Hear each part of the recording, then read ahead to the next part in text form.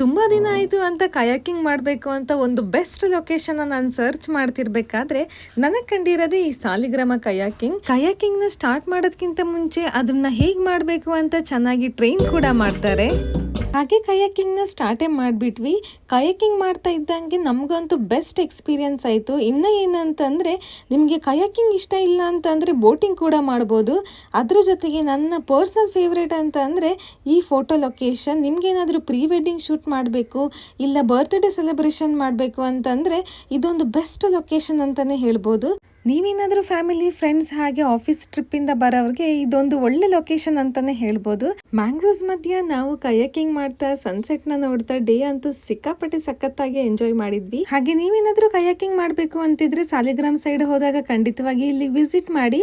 ನನ್ನ ಚಾನಲ್ನ ತಪ್ಪದೆ ಇಂಥದ್ದೇ ಒಂದು ಇಂಟ್ರೆಸ್ಟಿಂಗ್ ವಿಷಯಕ್ಕೋಸ್ಕರ ಫಾಲೋ ಮಾಡಿ, ಲೈಕ್ ಮಾಡಿ, ಶೇರ್ ಮಾಡಿ. Thank you.